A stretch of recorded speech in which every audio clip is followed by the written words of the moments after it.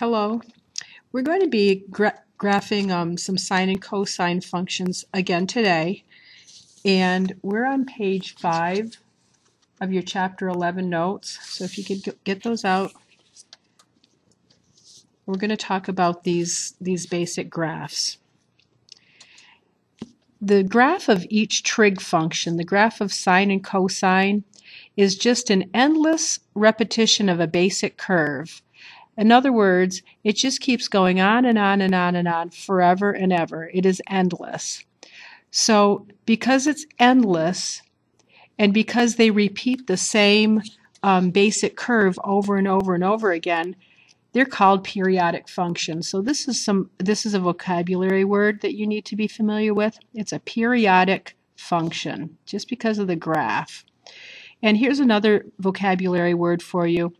Sinusoidal.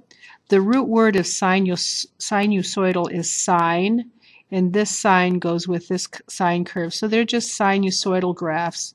Both sine and cosine are. One single curve that gets repeated over and over and over again is called a cycle. So this one is a really important vocabulary word, a cycle. And what I've done for you is I've drawn a cycle of the sine curve and a cycle of the cosine curve. And we're going to talk about that and how you would sketch one cycle of a curve. Well, there are 5 important points in every cycle of sine and cosine, and they're all evenly spaced along the x-axis. So if you take a look at the sine curve starts at 0 right here. Here's the starting point. This is actually the y-axis. If you want to just take a look at y equals the sine of x, this is the y-axis. And this is the x-axis right here in the middle. And it starts at 0 and it ends at 0. So that's these 2 points right here. These 2 zeros are called the zeros because they're when y equals 0 right on the x-axis. And midway through it is also 0. So there's 3 of the 5 important points of a sine curve. And then halfway in between these 2 zeros is the maximum point. This is the high point on the curve. And then halfway between these 2 zeros is the low point on the curve. So those are your 5 important points on a sine curve, and it goes like this: 0, max, 0, min, 0. So if you ever needed to draw a sine curve, it always looks like this: 0, max, 0, min, 0. It's symmetric with the origin, which means if you turn this upside down, it will look exactly the same as it does right side up. That's not true with a cosine curve. Take a look at that, and it's exactly the same upside down as it is right side up. The cosine curve also has 5 important points, but the cosine curve doesn't start at 0. It actually starts at 1. Oh, if you wanted to draw on the y-axis, this y value is 1, and this y value down here is -1. So it starts up at 1, it ends at 1, and midway through is at -1. And then halfway in between the maximum and minimum points, it goes through the x-axis, and halfway between this max and this min, it goes through the x-axis. These are called the zeros because they go through the x-axis. This is the x-axis right here, and this is the y-axis. You can draw this as the x-axis up here too if you want to.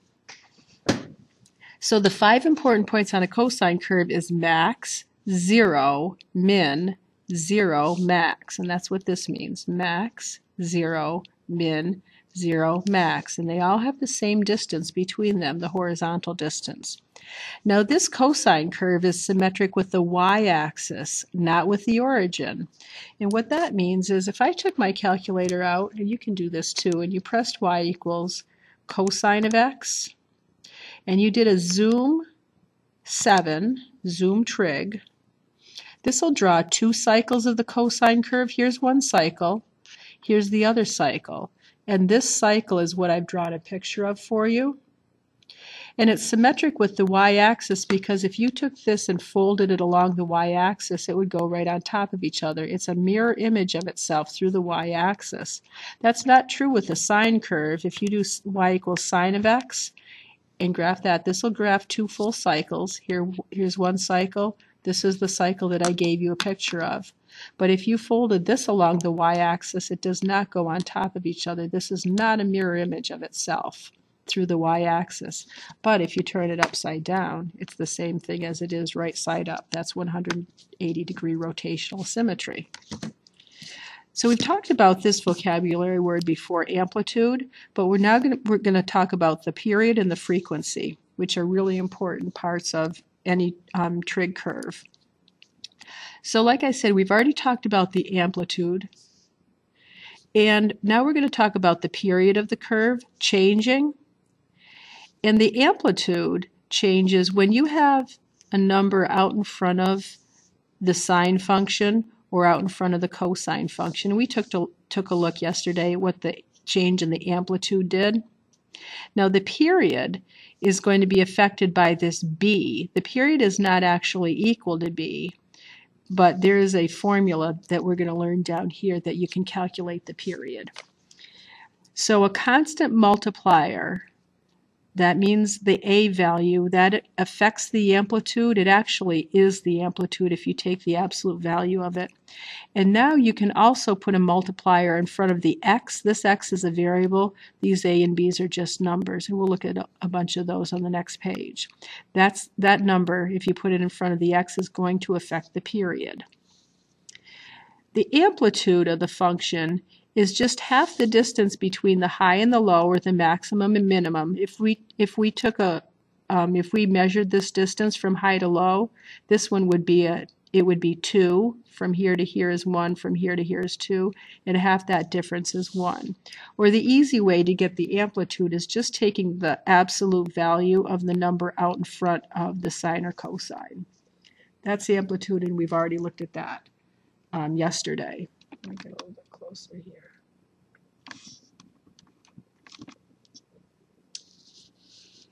But the thing that's new today is the period of the function. And the period is the horizontal, which goes this way. It's the length needed to complete one full cycle, or one full curve. Right here is one full cycle. Right here is one full cycle. And the horizontal distance that it takes for one complete cycle, if you just have y equals sine of x, it's 2 pi. But if you have a number in front of the x, like if you have cosine of 3x or the sine of 2x, then the period is calculated with this formula. This is one of the most important formulas that we're going to study in this chapter, is how do you calculate the period? How do you calculate the length that's needed for one full cycle of a sine curve? So this is for both sine and cosine curves. That's how you calculate the period, and we'll do a bunch of that on page 6. Now the frequency is related to the period. The frequency means how many cycles, how many whole curves is completed between 0 and 2 pi. Now the frequency is the value of b. It's actually the absolute value of b, but we'll never see a negative value for b in what we're doing. So these are the two new things today, the period and the frequency. They're related to each other. And we'll see what the effects are of changing the period and frequency on the next page. So on the next page, it just shows you the amplitude is the absolute value of the a value. The a value is the number that comes out in front. The period is 2 pi divided by the b value. Now the b value is the number in front of the x. And then the frequency is just the absolute value of b. So I'll just remind you how the form of this goes. Y is equal to a times the sine of b times x, or y is equal to the cosine of a times b, sine of b times x. So this a value is this coefficient out front. The b value is the number that comes in front of the x, and if there's no number that comes in front of the x, b is just equal to 1. So this one, on number 1, the amplitude is the absolute value of 2, which is 2. And let's just run down all of these examples, these 7 examples, and name the amplitude. We did this before, I think, in yesterday's video. So this amplitude is 3. Take the absolute value. Amplitude, maybe you want to make a little note. Amplitude is never negative. Never, never, never. Never, never, never is it negative. The amplitude here, because there's no coefficient, it's just 1. And this is a negative 1 coefficient, so the amplitude is 1. Negative 1, absolute value is 1. Again, negative 1, absolute value is 1. And this amplitude is 2. So just take the coefficient, absolute value, and you got the amplitude. That's pretty easy. The next thing I think I'll fill out is this column over here, frequency, because once we get the frequency, we can calculate the period with this little formula. So the frequency is the number in front of the x, if there is one. So the number in front of the x is the invisible 1. The number in front of this x is the invisible 1. Oh, the number in front of this x is a 2. The number in front of this x is a half. Now this is the same thing. X over 2 is the same thing as 1/2 x. So actually these two are really saying the same thing. If you have 1/2 x and if you have x over 2, they're exactly the same thing. It's just written differently. So this b value is also a half. This b value is 3. And this b value is 1 over 3. That is the frequency. So the next thing we're going to do is calculate the period by doing 2 pi divided by b. Well, 2 pi over 1, the b value is just equal to 2 pi. Again, 2 pi over the frequency of 1 is just equal to 2 pi. Now this one, b is equal to 2, so we have 2 pi divided by 2. The 2's cancel out, so the period is pi. That means it takes pi radians to get through one full cycle. This one is 2 pi divided by 1/2. And if you want to flip the 1/2 upside down and call it 2 over 1, you're going to multiply those together. 2 times pi times 2 all over 1 is just 4 pi. So this one would take 4 pi radians to get through one full cycle. The same thing here. 2 pi divided by 1/2 is equal to 2 pi times 2, which is 4 pi. This one is just 2 pi divided by 3. And so we'll just leave that because you can't simplify that at all. And then this one is 2 pi divided by 1/3. Well, you're going to flip 1/3 upside down and call it 3 over 1. And 2 pi times 3 over 1 is just 6 pi. So this one takes a long time to get through. Now the next thing we're going to do is we want to make a little tiny sketch over here of each one of these curves. Y is equal to 2 sine of x. So we'll get practice doing this freehand. In order to graph a trig curve, you just put a long x-axis and a short little y-axis. Now a sine curve starts at 0 and it ends at 0, and midway through is 0, if you remember from the previous page. So with a sine curve, just put 3 dots on the x-axis. Halfway in between, it goes to the max, 0, max, 0, and then it goes down to the min, and then it goes to the 0 again. So we'll just do a little frowny face, a little smiley face. Now this amplitude is 2, so the high point on here is 2, and the low point on here is -2. So there's your, and because it takes 2 pi to get through one full cycle, you can put a 2 pi out here on the x-axis. And that's it for that one. -3 sine of x. Well, this next one down here, the sine curve goes 0, ends at 0, midway through is 0. But because this is negative, it actually goes upside down because it's a -3, and then it goes right side up. So here's the x-axis. And then this one has an amplitude of 3, so the low point here is -3 and the high point here is 3. And because the period is 2 pi, it ends at 2 pi on the x-axis. And halfway through is just 1 pi. The next thing we're going to do is look at the sine of 2x. So let's take our graphing calculator out and see what the difference between the sine of x and the sine of 2x is. So take your calculator. We'll take a look at this. You press the graph button. The sine's already there.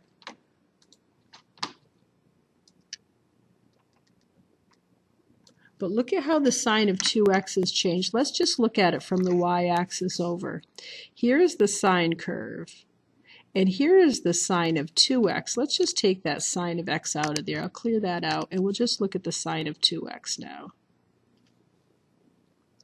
So what's happened between 0 and 2 pi? You have 2 complete cycles. Here's 1 cycle, and here's 2 cycles. That's the frequency. That's what the 2 does to it. It makes 2 full cycles.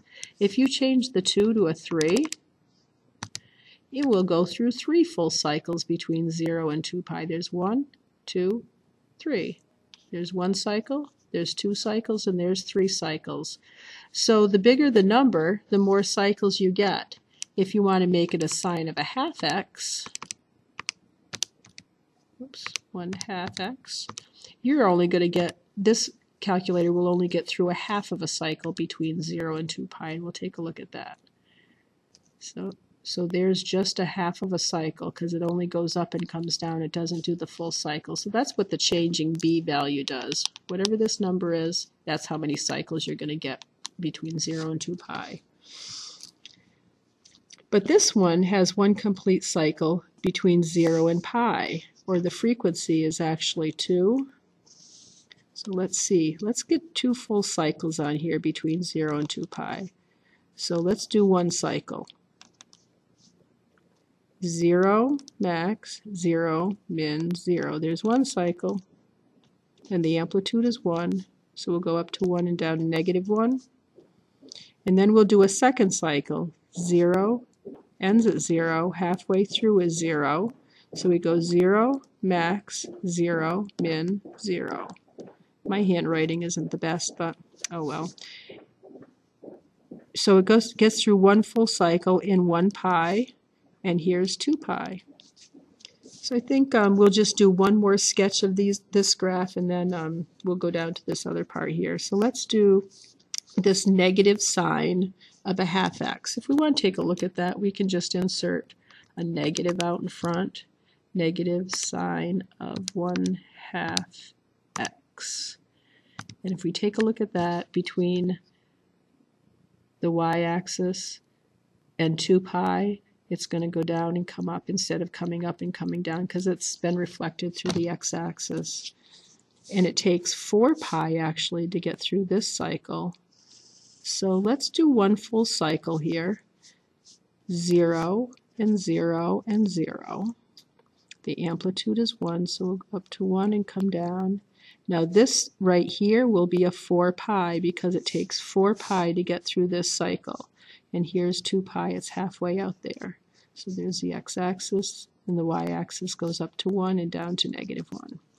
So hopefully you kind of get the idea of what's happening with the period of this, how long it takes to get through 1 full cycle, and what the frequency means. All right, so down here it kind of it summarizes this whole thing that says what we just did up here when we changed the b values is we stretched, or compress is another name for a shrink. I like to call it a shrink. So we stretched and shrunk these graphs in the horizontal direction. It's important that we do that because there are a lot of real-life applications on sine and cosine curves, and usually sine and cosine curves don't have a period of 2 pi. They have something different than that. So what we're going to do here is we're going to take a look. This is just y is equal to the 3 cosine of x. 1, 2, 3. I know it's a cosine curve because it starts at the max and it ends at the max. And it goes down halfway through. We hit the x-axis. So here's 1 cycle and here's a second cycle of a cosine curve. 3 cosine of 2x is what we want to put on this graph. So that says use our calculator. We'll clear this out, and we'll put in 3 cos of 2x. And take a look at what that graph looks like. You can see there's 2 full cosine curves here and 2 full cosine curves here. So we're actually going to graph 4 full cosine curves on here. So this is what we do. I think I'll take a colored pencil here. So this is starting at the max, and halfway through we've got another max, and then we've got another max on the y-axis. So we'll start here. Here's another maximum point, here's another maximum point, here's another maximum point, and here's another maximum point. Now the minimum point on this is here. This is negative 3 pi over 2, and this is negative pi over 2. So here are the minimum points. Here's one here, and here's one down here. And then halfway through the max and min, it hits the x-axis. And it hits the x-axis. So I'm just going to draw one cycle right now. And you are too. So there's one cycle. Now I'm going to touch the x-axis here and here at the halfway points, and I'm going to draw another cycle. And so are you. And now, over on this side, we have a minimum point here and a minimum point here. It touches the x-axis halfway through, halfway through, halfway through, halfway through. So we could draw 2 more cosine curves on the right-hand side. There's one cosine curve, and there's another one. So this red is y is equal to 3 cosine of 2x. So that's part A. Part B says, how many full cycles of this function will now fit within 2 pi radians? Well, from here to here, this distance from here to here, from the y-axis to here, this is 2 pi. So the question is, how many full cycles fit in this 2 pi, and this between here and here is also 2 pi to the left of the y-axis. This is 2 pi. So how many full cycles now fit in within 2 pi? Well, there's 2. And now using our calculator, oh, and that has to do, that's called the frequency. That's what this number 2 does. That is the frequency.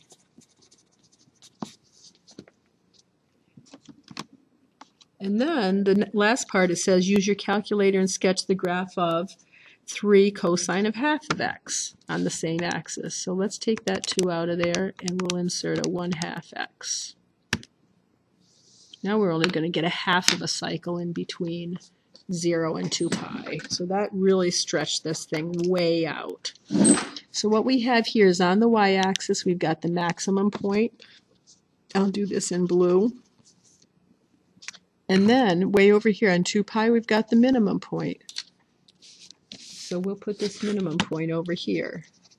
And halfway between the max and the min, it hits the x-axis, which is right here is halfway. So if you wanted to draw that nice and smooth. And then over on the other side, it does the same thing. On your calculator, you can see it hits the minimum point over on the left. It goes through the x-axis halfway, and then we'll draw it like this. So this blue is y equals 3 cosine of 1/2 x. And I think that's it for that. So we've got the blue, here we've got the red, and then it says how many full cycles of this function fit within 2 pi? Well, how many full cycles did we draw? We couldn't even draw one full cycle. We didn't get all 5 of those important points. We only drew a half. So there's a half, and that's because b is equal to a half. That is that b, the frequency. And that's your introduction to period, frequency, and amplitude. All of these amplitudes are equal to 3 on this. So have a great day. Hopefully you saw everything on this video, and you got a nice pretty graph. See you tomorrow.